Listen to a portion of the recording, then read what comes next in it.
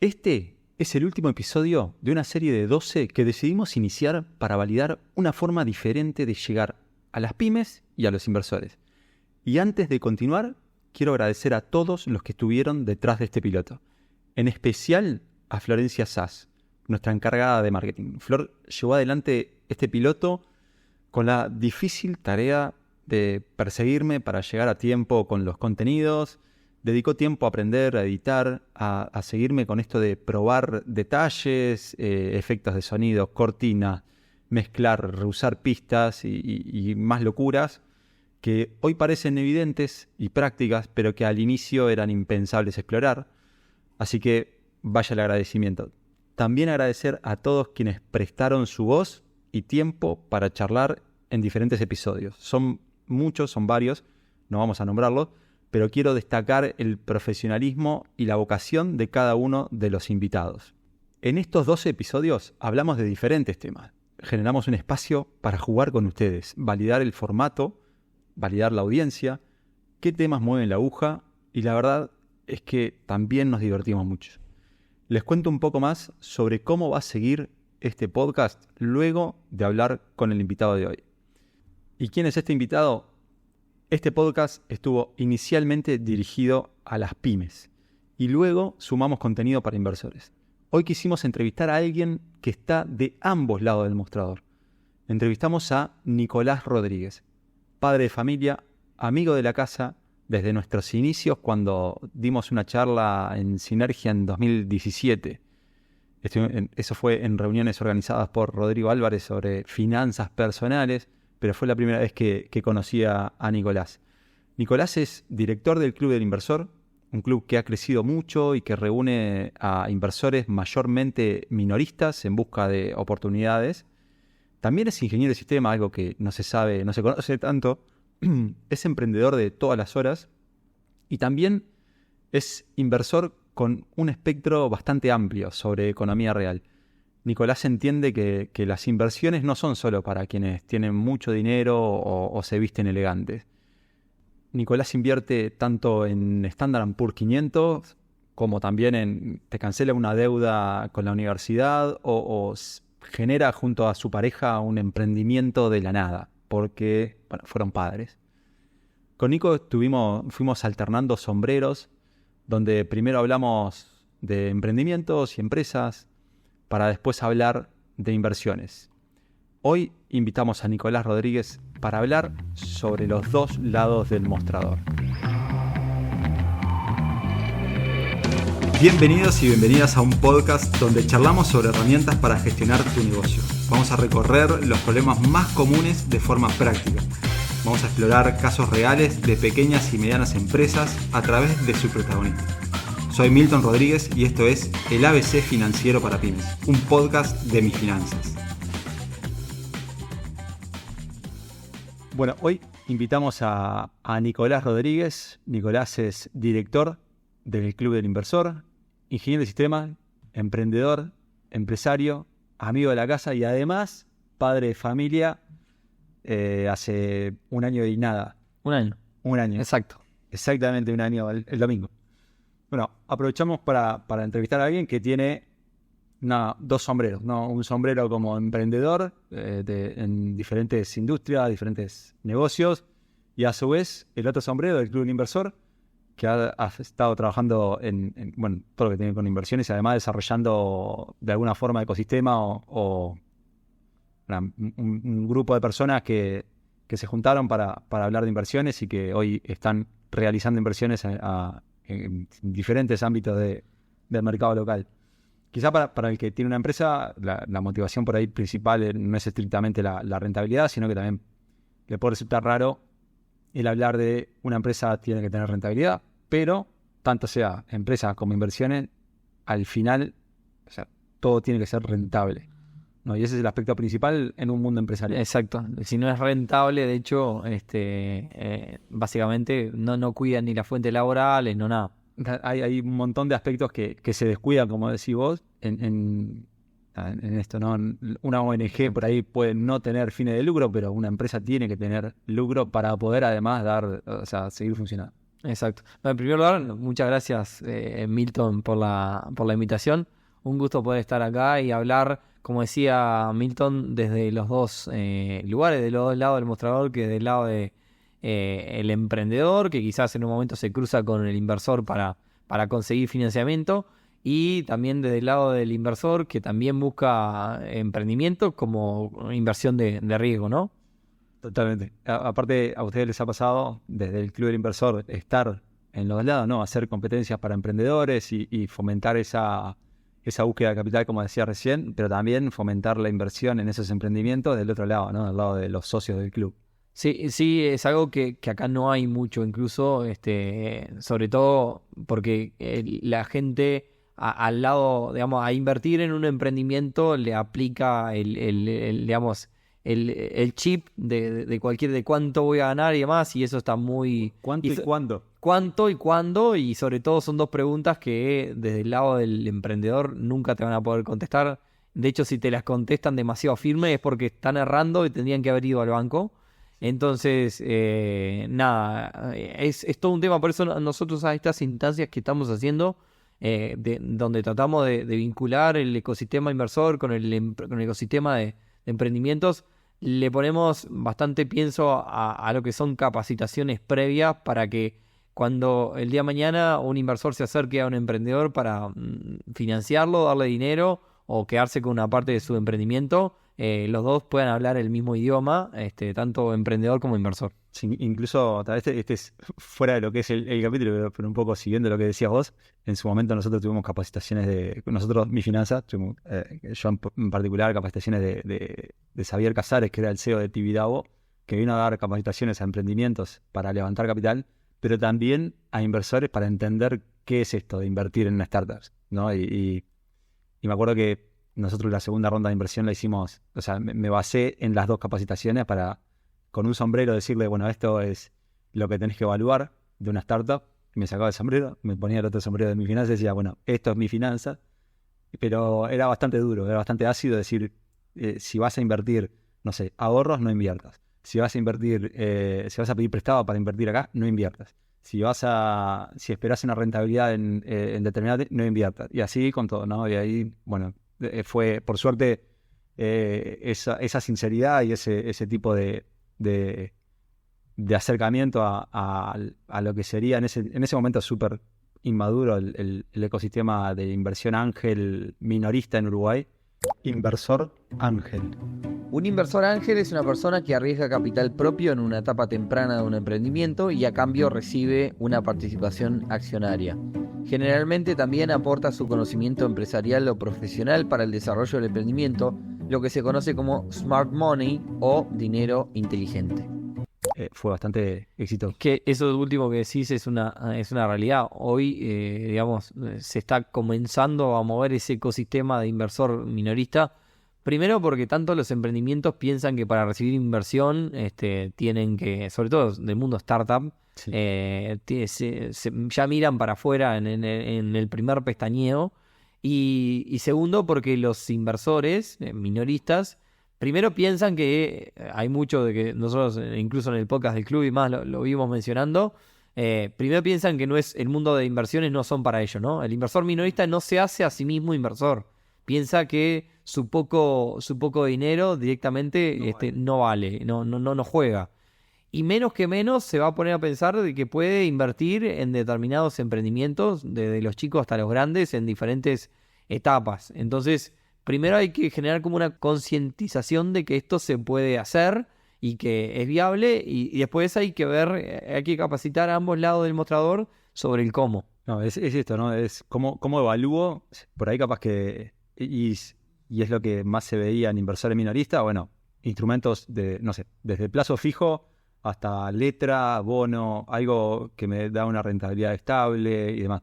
Esto es otro tipo de inversión y es difícil también de evaluar para un inversor ángel cómo puedo hacer para invertir en una startup. No, y además otra cosa, es difícil hacérselo ver al inversor minorista, a la persona de a pie, que es una inversión. Porque muchas veces lo que te pasa es te dicen que básicamente invertir es poner dinero en la bolsa, digamos, adquirir un plazo fijo, Cuando uno dice voy a darle $15.000 a tal ferretería, no es invertir. O sea, no lo consideran dentro del... Claro, no lo consideran dentro del abanico de posibilidades que existe. Directamente no lo relacionan con el concepto inversión y al final del día lo es también. Es una inversión y además es mucho más rentable muchas veces que los otros. Mucho más arriesgada también, ¿no? Y- Más riesgo, más rentabilidad, pero Exacto. mucho más Tal arriesgado. cual. Nico, vamos a hacer así. O sea, primero con el sombrero de empresario, de emprendedor, te voy a hacer algunas preguntas y después vamos a sacar el sombrero y vamos a poner el de inversor, un poco como director del club de inversor, pero también en base a tu experiencia personal, algunas preguntas, te voy a ir entrevistando y bueno, vamos a ir charlando a lo largo del episodio. Como empresario o emprendedor, ¿no? ¿Cómo fue tu primera experiencia como emprendedor? Bien. Bueno, bueno, siempre se discute la diferencia entre empresario y emprendedor, ¿no? No sé, capaz que a veces se dice que el emprendedor cuando regulariza es empresario o cuando hace, o cuando considera que es exitoso. Yo creo que las primeras experiencias que tenemos la gente que nos gusta esto, por lo menos me pasó a mí, de que esto de que yo digo que la gente capaz no se autoconsidera inversor, como emprendedor me pasó eso. Básicamente no me consideraba emprendedor. Lo que yo estaba haciendo es tratando de hacer plata. Es decir, compraba algo en un precio y lo revendía a un precio mayor y no me autoconsideraba un emprendedor. Porque a veces muchos componentes de un emprendimiento no los tenía. Quizás no tenía empleado, un montón de cosas, digamos. No tenía un tema de organización logística, de un montón de cosas. Que a medida que fueron los emprendimientos, porque obviamente que fui mudando y fui creciendo y aprendiendo. Y cuando ya tuve como mi primer emprendimiento más formal, ahí sí me autoconsideraba emprendedor. Y quizás mi primera experiencia fue de miedo, miedo a lo que podía pasar y a todo lo que venía, y sobre todo de el síndrome del impostor. Decir, quizás todo esto que yo no lo conozco, yo te contaba recién que quizás uno de los emprendimientos tempranos que tuve, que involucró una empresa, una importación y demás, que ya ahí son otras cosas mucho más que comprar y vender algo, quizás lo puedo considerar un emprendimiento un poco más formal. Ahí me enfrenté a un montón de cosas y de decir no tengo el conocimiento. Y después, bueno, como que a medida que fue pasando diferentes etapas, vas perdiendo el miedo. Y eso es un poco el denominador común que tiene con el mundo inversor, ¿no? Que siempre nosotros recomendamos de que se vayan como quemando etapas. También implica una cierta personalidad para enfrentar esas cosas, pero mi primera experiencia fue de esa, de que todo lo que viene lo desconozco, de que es un desafío, positiva por el lado de que mirá todo lo que estoy aprendiendo, de que todo lo que la universidad en aquel momento, digamos, la secundaria me estaba enseñando, difería mucho de la realidad, pero yo consideraba que me estaba desarrollando, tenía cierto miedo, porque tuve problemas en la importación, entonces mi estimación de costo se fue 4 o 5 veces más arriba, y yo dije, bueno, si yo estimo gastar tanto, y no tengo la plata para gastar 4 veces más, ¿qué hago? Y es parte también de todos esos momentos de recién arrancar y aprender, ¿no? Porque todo aprendizaje cuando recién arrancas. Exacto. Hoy, con el diario del lunes, tengo 33 años, después de hace 15 años estoy emprendiendo, puedo decir que en el peor de los casos aprendés, pero en ese momento, nada, bueno, lo que sí tenía de a favor, que bueno, no tenía una familia, no era padre de familia, como mencionaste recién, vivía con mis padres, entonces, digamos, como podía arriesgar más. Se puede arriesgar más. Igualmente, eso lo podemos ver más adelante, pero no quiere decir que no se pueda arriesgar en otras situaciones, ¿no? Hay gente que ha emprendido de grande. Hay algo ahí que vos decías recién, y es esto de la voluntad o una especie de empuje, de gen o algo que te hace sentir que podés hacer este tipo de cosas, ¿no? Por ahí hay gente más estructurada, más dice, bueno, esto lo hago así, esto lo hago así, sigo las reglas del juego, y el emprendedor tiene como una inquietud, es una inquietud. Sí, no sé en mi caso por qué lado viene, porque en realidad yo vengo de una familia de trabajadores en relación de dependencia, pero sí lo que capaz que, no sé, yo fui muy independiente de chico, porque básicamente mis padres tenían muchas labores, estudiaban y más, y la realidad es que me crié relacionado al mundo del trabajo independiente. Con mi familia trabajé mucho tiempo, desde el tipo che pibe que trabaja haciendo mandaditos, gestoría y demás. Del lado de mi familia paterna había una inmobiliaria y había un estudio notarial y me fui involucrando y demás. Y veía como dentro de ese estudio notarial pasaban un montón de negocios, compraventas de vehículos, compraventas de casa. Y yo me ponía, dijera vos, el sombrero, venía el sombrero y bueno, yo quizás estoy comprando, no sé, computadoras o discos duros para revender y mirá si el día de mañana no compro autos y más. Veía como todos esos negocios circulaban y me imaginaba, de hecho, yo trabajaba haciendo trámites en un momento para el estudio notarial y me acuerdo que empecé a agarrar a otros escribanos que me pedían trámites y empecé a hacerme como mi propia gestoría y siempre me empezó a dar como curiosidad. Creo que es también anduve en la calle muy de chico, cuando digo en la calle trabajando digamos, de muy chico y ahí te das en la calle, la universidad de la calle, como te dicen, te enseña un montón, aprendés de los comerciantes, aprendés un montón. Y la realidad es que, nada, si te vas entusiasmando y haces un poco más y un poco más y un poco más, y como que me fue pegando el bichito el estar... O sea, nadie me lo inculcó, me da la impresión que lo viví, estaba en mi contexto y me fue como gustando, ¿no? Como dice, lo fuiste mamando de la experiencia de todos. Exacto, de ver dentro de mi contexto todos estaban en esa y me fue gustando y dije, está bueno, esto es lo que me despierta ganas. 18 años... O 15 años más o menos de haber emprendido por primera vez. ¿Cuáles son las top 3 lecciones aprendidas en este camino? Bueno, un montón. Podrían ser top 30, pero digamos, básicamente, la primera quizás, que hoy ya la hago de taquito, digamos, es no esperes a tener nada. ¿Tenés ganas de ponerte a vender? No sé, ahora estoy viendo un termo enfrente mío. Te ponés a vender termo, comprá el primer termo a un mayorista y salí a vendérselo al vecino. Es decir, no esperes a tener todo lo que uno desea tener preparado para salir. Es decir, no hace falta un galpón. No hace falta un galpón de stock, no hace falta una superestructura, una cantidad de empleados, no hace falta ni estar regularizado el día 1, porque obviamente hasta la estructura jurídica en Uruguay está preparada para que el día 1 no estés regularizado, es imposible. Y así un montón de cosas. No esperes a tener todo pronto para arrancar. Para validar, o sea, básicamente salí de entrada. Yo ahora arranqué hace poco otro emprendimiento de ropa bebé, porque fui padre hace poco, con la idea de que mi pareja también tuviera, digamos, su trabajo independiente de su casa para poder tener más tiempo para estar en casa. Y la realidad es que fue bien. Hay un libro que se llama Lean Business, y básicamente ese libro lo que te dice es arrancá. ¿Tenés ganas de hacer algo? Arrancá. En el peor de los casos, perdiste el stock que compraste para revender.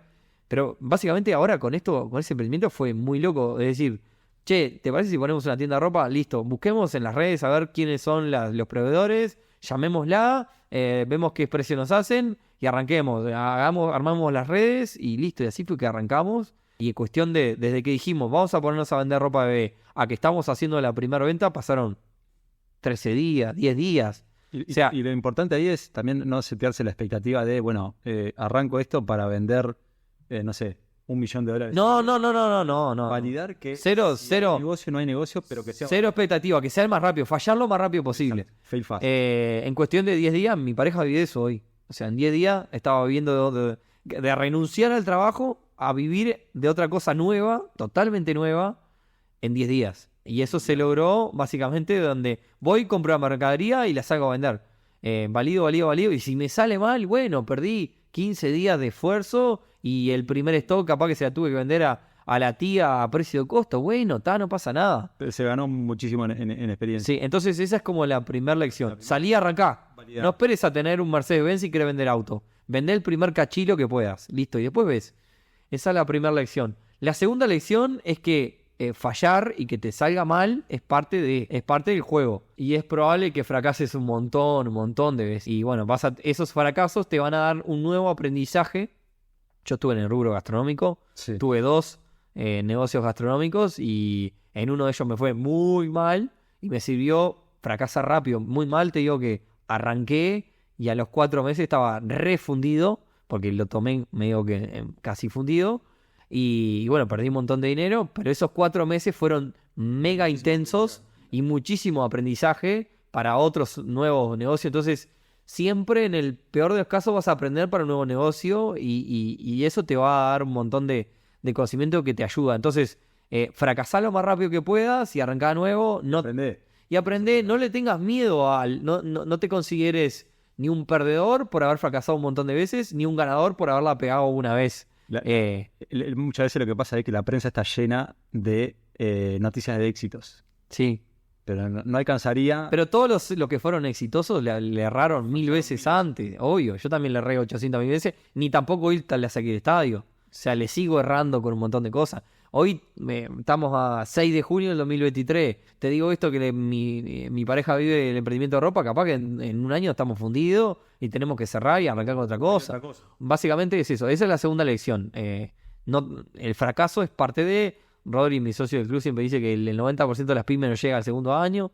Y bueno, nada, es parte de eso. Primera lección entonces, arrancá con lo que tengas. Segunda lección, el fracaso es parte de ir.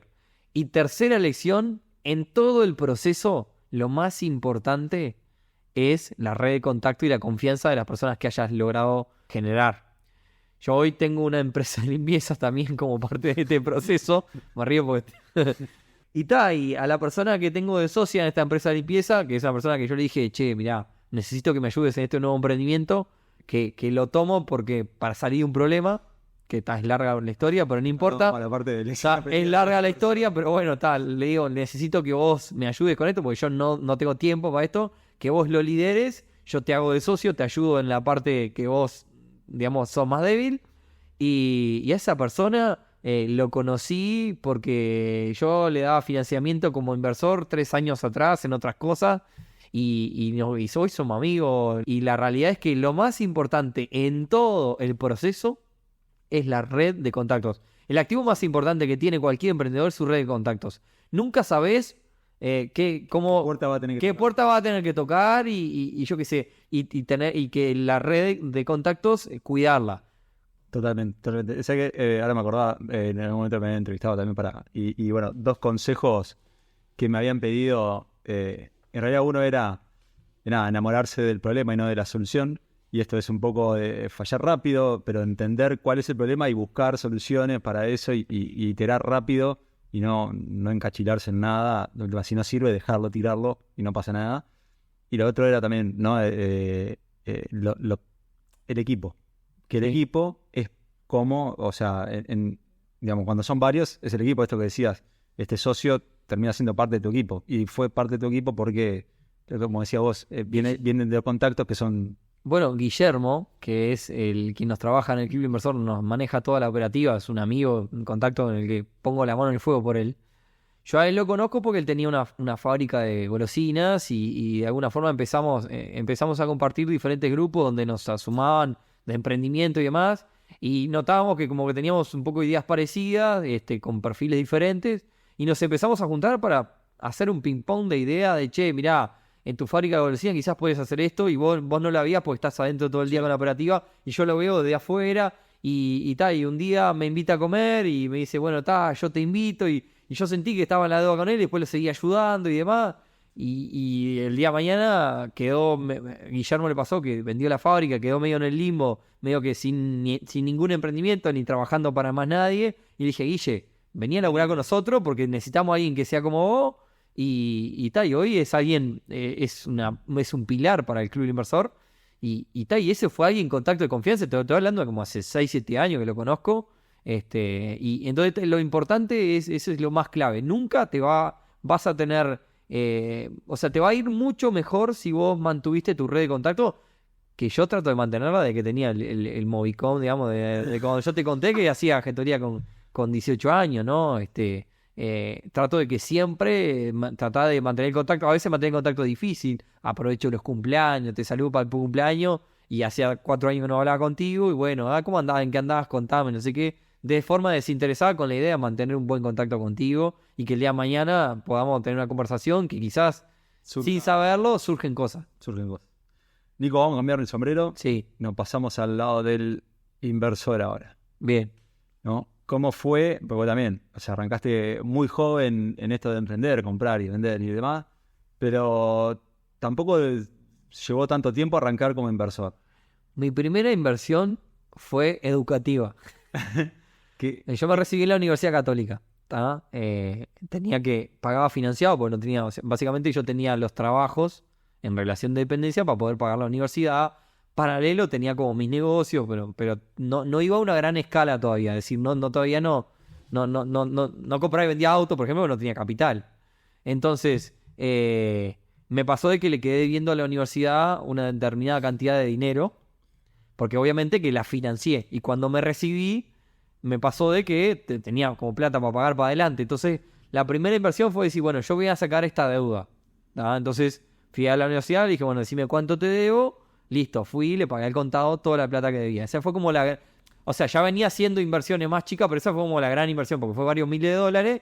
Y bueno, termino con esto y arranco a poner plata en otras cosas. O sea que la gran parte, por no decir más de la mitad de mis ahorros de aquel momento se fueron todos de una a terminar con ese problema, que lo considero una inversión porque yo siempre soy muy hincha de que la carrera me ha ayudado a un montón de cosas, más allá de que como en el ámbito de la tecnología digamos, no es donde mejor y más me desempeño, sino que me ha enseñado otras cosas, entre ellas a poder desenvolverme, a hablar en público sin problema y demás, pese a que tengo una personalidad como más para eso, hay mucha cosa que no solo te enseña el conocimiento técnico puntual. Entonces, mi primera experiencia como inversor también fue similar más allá de esa inversión educativa, a la del emprendedor. ¿Por qué? Porque atravesás emociones parecidas. Primero, sobre todo la del miedo. Me acuerdo que hace muchos años invertí en bolsa, ¿no? Medio que también estudié un montón, la típica, ¿no? Me dieron el robot, que plata ficticia. Gané millonada de dólares en el robot con plata que no era mía. Y me entrené y dije, acá es la mía, está la gallina de los huevos de oro, no laburo más, acá encontré lo que me dedico y no sé qué.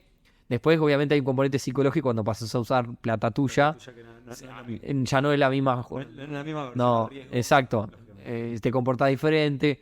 Entonces, fue como un pico de emociones. Primero miedo, después también por mi edad, hoy tengo 33, en aquel momento tenía, no sé, 18, 19, en aquel momento me creía que me iba a llevar el mundo por delante, típico también de la adolescencia, y sobre todo emocionalmente fue movido una montaña rusa de miedo de qué va a pasar con esto, y de cuando vi que había triplicado el capital en breve con aquel robot de plata que no era mía, me las creía que me las iba a ganar todas. Y después, obviamente, me pasó de empezar, cuando empecé con plata mía, empecé a perder como la guerra. Y ahí empezó como la depresión, no, me tengo que salir de esto, qué macana me mandé, qué decisión inmadura, me cagaron, un montón de cosas. Que bueno, después, sobre todo siendo muy joven, tenés como las emociones como si fueran las criptomonedas de hoy, muy volátiles. O sea, va muy para arriba y muy para abajo. Después empecé a manejar un término medio. Digamos que no todo es tan bueno como cuando ganamos, ni todo es tan malo cuando vamos perdiendo abajo, ¿no? ¿Sabes que una de las cosas que dijiste y me parece súper interesante es esto de pagar una deuda? ¿No? Pagar una deuda, matar intereses, etcétera. Y eso también es parte de invertir. Sí. Capaz que no se considera una inversión de largo plazo, una inversión de, no sé, una rentabilidad de X. Pero si yo puedo... O sea, tengo ahorros con los cuales no voy a generar rentabilidad, ya de pique nomás puedo matar. Pero es un tema de números puro y duro. Yo no me acuerdo en aquel momento cuánto interés me cobraba la universidad, pero supongamos que es un, no sé, 8%, 10% anual que me cobraba, medido, ponele en dólares, no me acuerdo cuánto era, pero no era poco tampoco, el financiamiento que yo estaba haciendo de mi carrera. Y bueno, supongamos que yo agarré y pagué todo de una al contado y eso me retornó, me ahorré un 10% de interés anual. Entonces es como haberlo puesto al 10 anual. Exacto. Y eso sí, no negociaste una cancelación anticipada. En realidad, o sea, capaz que sí, sí, pero sí se puede. Sí, en realidad sí. Puede. Creo que si es al 10 anual, ponele que te dejan un 2% menos. No era mucho. Pero yo me quería sacar el compromiso mental y sobre todo el cerrar una etapa. Porque qué horrible que es recibirte y seguir pagándole a la universidad. Es como que no seguís con la misma. Entonces, pero desde el punto de vista del inversor, vos tenés ahí un montón digamos, tenés un capital, lo invertís de alguna forma para ganar esa rentabilidad. Y en realidad, intereses perdidos los pasás o a neutro, o eventualmente das vuelta para el otro lado. Y a su vez, vas a empezar a generar un ahorro que te permite hacer inversiones si venís con esa mentalidad. Entonces, no hace falta ser un inversor de bolsa, ni de cripto, No, ni de no. startups. Todos podemos invertir en cualquier... Incluso hay un par de capítulos del Club del Inversor que ahora ya lo comento, pero en algún momento comentaste lo de las tarjetas de crédito y Sí. es súper interesante de ver pequeños detalles que se pueden considerar. Justo en la tarjeta de crédito no, porque es un vencimiento mensual, ¿no? Pero hay seguro de vida sobresal. Pagar la tarjeta de crédito antes de que cierre, de forma que no te cobre el seguro, sí, sin duda. O sea, la verdad es una simpleza decir, lo pago 10 días antes. Sí. Tiene tres etapas, tiene la tarjeta de crédito. Antes que cierre, entre que cierre y que venza, Y después y después que vence. O sea, antes que cierre no te cobra, te ahorras determinadas cosas como el seguro de saldo deudor. Entre que cierre y vence, pagás lo que tenés que pagar y no tenés ningún tipo de interés. Y después que vence, además de lo que gastaste, tenés que pagar intereses. Claro. Y ahí, o sea, pero pagándolo es cuestión de días. Y cuestión de días es muy mínimo. Es verdad que es poco dinero Sí, seguro saldo deudor es muy poco. pero en realidad es por un día tenés un margen a favor, que en realidad es un dinero que vos ya sabés que Sí, vas a pagarlo. igual lo mío en aquel momento era sobre todo emocional, porque decir, bueno, está, también fui por etapas con la universidad, ahora tengo ganas de volver a la universidad porque de repente paso por allí y me da ganas de volver y me encariñé un montón con la universidad. En aquel momento quería salirme de todo lo que tenía que ver, me recibí, me costó muchísimos años, no quiero saber más nada de esto, tener que seguir pagándole era frustrante, entonces dije, bueno, y liquido también la deuda. Hay una inversión en algo emocional. Nico, igual que como emprendedor e empresario, 3 lecciones aprendidas como inversor. 3 lecciones aprendidas con inversor. Bueno, digamos, medio que emparejando con esto último, como decía, la primera inversión es la más importante de todas, porque para lo que sirve no es para ganar plata, es para sacarte el miedo. Entonces, la primera lección es buscar, si nunca invertiste nada, busca algo que te saque el miedo. No importa lo que ganes, o sea, no le mires la rentabilidad a tus primeras inversiones. No importa la rentabilidad de tus primeras inversiones. Obviamente, si vos tenés $5.000, no pongas $5.000 en tu primera inversión. Tratá de poner 100. Tratá de buscarlo, algo donde pongas muy poco dinero, en donde no le mires tanto la rentabilidad, busca algo que te haga sentir cómodo y tratá de sacarte el miedo con eso. Esa es como la primera lección. Salirse el miedo, para que ese miedo hay algo que llaman los sesgos y a la hora tanto digamos, el miedo como sobre todo también el estar pasado para el otro lado, ¿no? Decir, yo esto Me lo llevo puesto. me lo llevo puesto, el vecino puso plata en Bitcoin, multiplicó por 5 su capital, entonces yo pongo todo en Bitcoin. No, las emociones a la hora de invertir nos juegan una mala pasada, entonces tratemos de sacarlas para afuera. Segunda lección, básicamente el riesgo está muy emparentado, es hermano directo De la rentabilidad. de la rentabilidad. Entonces, cuando hay algo que nos paga mucho, como dicen, cuando la limona es grande, hasta el santo desconfía. Cuando algo que nos paga mucho, estamos arriesgando mucho. ¿No sabemos medir el riesgo? Listo. En Estados Unidos hay un índice que, vamos a hacerlo bien fácil, básicamente el Standard & Poor's es una bolsa de las 500 empresas más importantes de Estados Unidos y en el correr de la historia viene pagando un 7-8% anual de promedio desde su creación. Entonces, tomamos eso como como una referencia y si algo te va a pagar 15, bueno, estás arriesgando el doble que meter la plata en las 500 empresas más importantes de Estados Unidos. Y si algo te va a pagar menos que eso, bueno, es entonces un activo relativamente seguro. Igual hay que analizarlo porque el riesgo está también, es primo hermano del perfil de cada uno de nosotros. Y de la edad que tengamos, o sea, cada uno tiene su perfil de riesgo. A nosotros, Milton, nos pasa mucho en el club que nos escriben todos los días. Sí. Básicamente, recomendame una inversión o tengo $20.000 que puedo hacer con esto y más. Y un poco lo que digo es, probablemente, si a mí me da $10.000, no haga nada que ver a lo que vos tenés pensado hacer. Quizás vos sos una persona de tinte hiper conservador y te conviene comprar un bono que está asociado al riesgo país, del bono, digamos, del país que estás comprando y ese país tiene que dar quiebra para que vos puedas... para que pierdas el dinero. Y quizás, no sé, alguien con un perfil un poco más arriesgado que yo, básicamente se pone a comprar y vender empresas, negocios, ¿no? Y es algo de un riesgo muchísimo mayor. Entonces, el riesgo está emparentado con tu edad. Una cosa que a mí me está pasando ahora, lo estoy manifestando en el podcast del club, fui padre de familia, tengo más edad, ya no tengo los 18 donde hacía kamikaze total.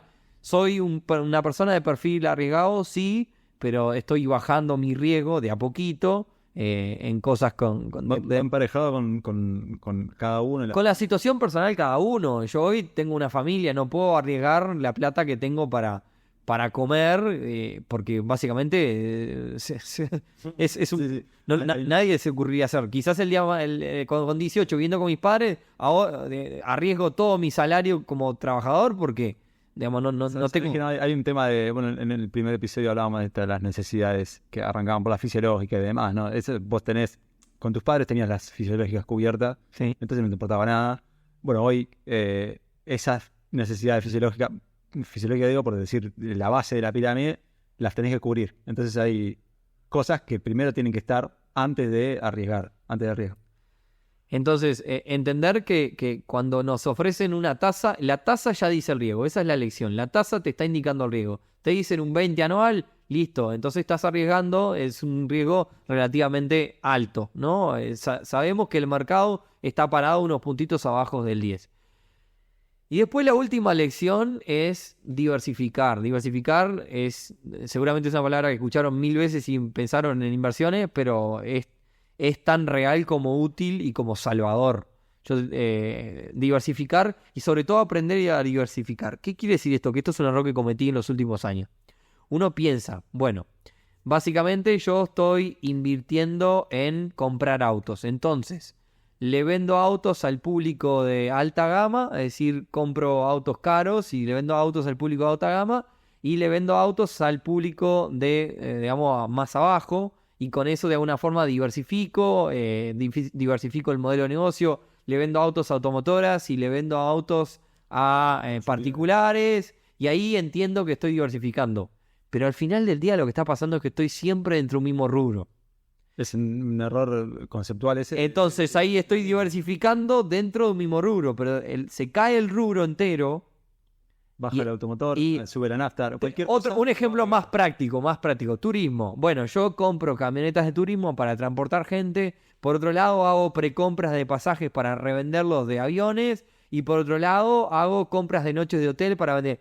Estoy diversificando. Estoy hablando de diversificar en economía real, ¿no? Sí. Pero estoy diversificando igual. Pero ¿qué pasa? Viene una pandemia, la gente deja de viajar y se me caen todas las canastas que metí. Entonces hay que entender que hay que diversificar en rubros también. Entonces, invertí en bolsa. Sí, yo invertí en Apple, compré una acción de Microsoft, compré una acción de Google. Se caen todas las tecnológicas por un determinado problema y ahí se me cayeron todas las... O sea, no estoy diversificando en rubro. Entonces, hay que diversificar en donde metemos el dinero, meterlo en diferentes lados, pero que esos lados no tengan un índice de correlación alto. No se relacionen.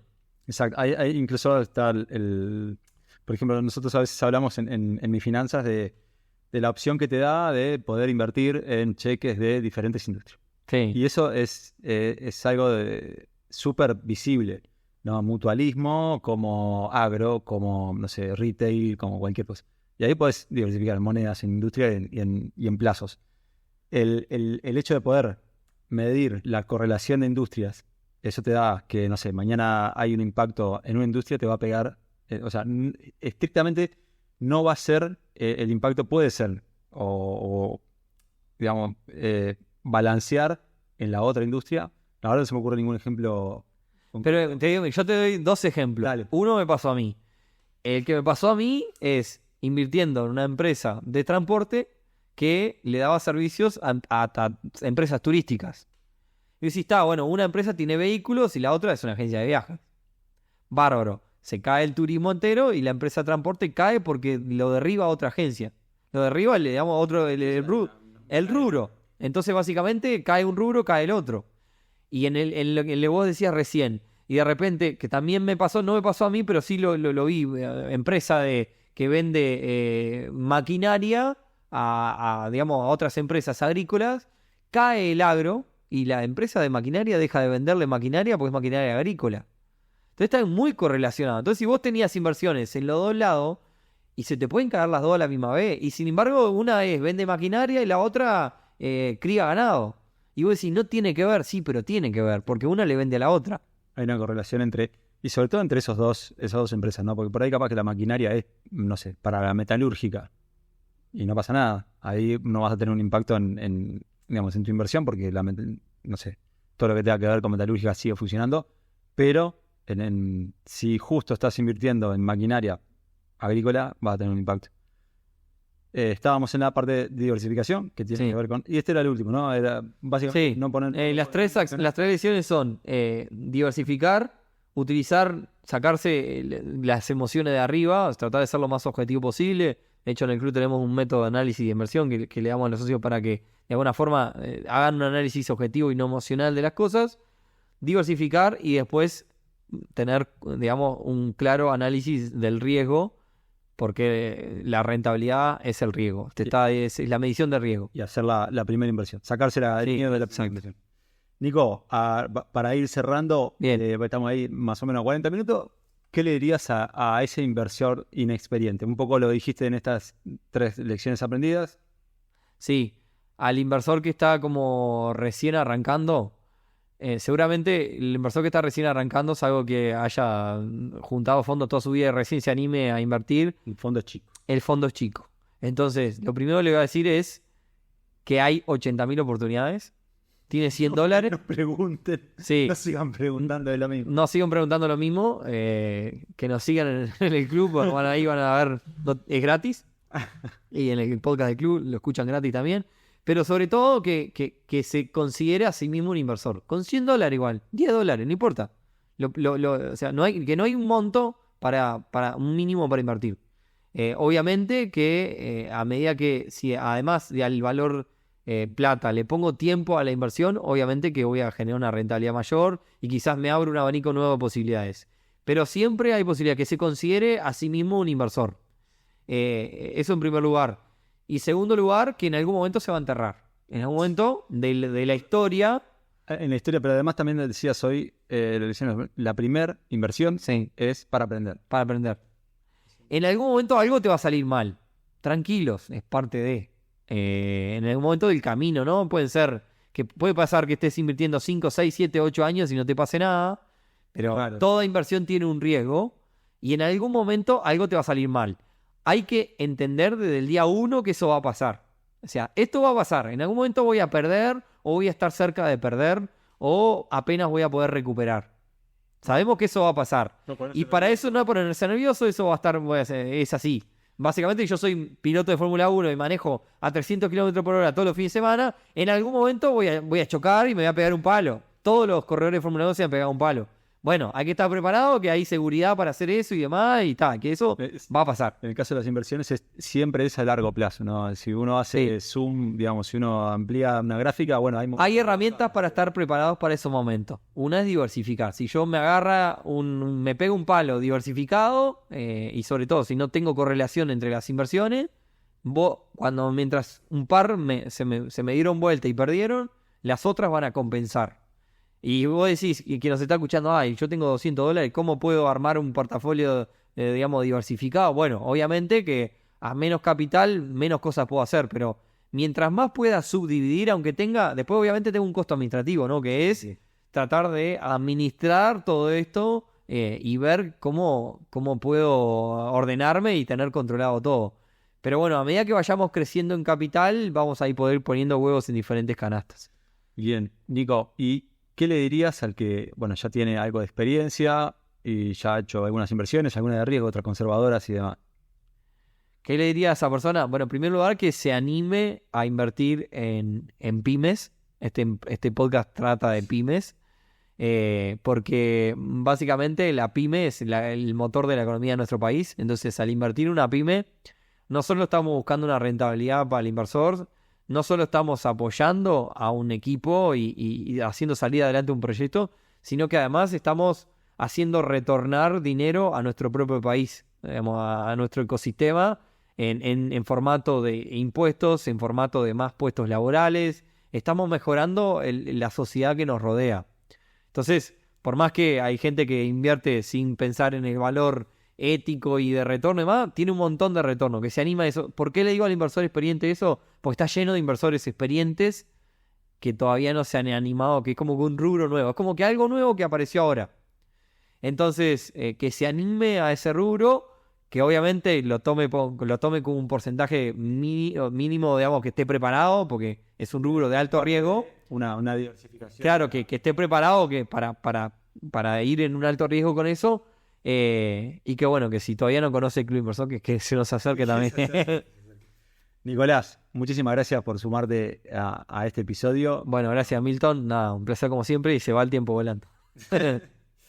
Chau, chau.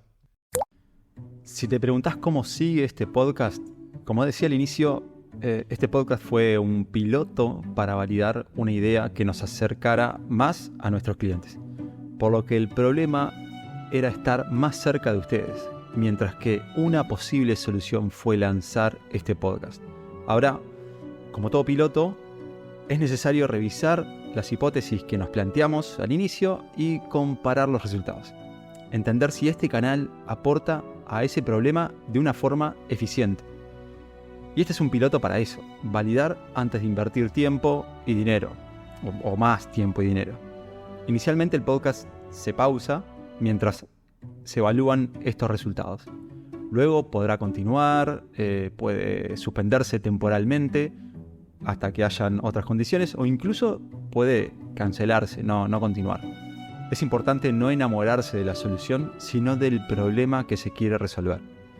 Cualquiera sea el camino, en lo personal ha sido un honor prestar mi voz para este proyecto. Conocer a más personas, estudiar sobre temas que no había explorado antes y que el equipo confiara en mí para esto. Espero les haya aportado y también les agradezco habernos escuchado hasta acá. De corazón, muchas gracias. Si te gustó, quiero pedirte que nos sigas, que nos rankees y que lo compartas. De esta forma vamos a poder llegar a más pymes para ayudarlas a través de casos prácticos e historias inspiradoras.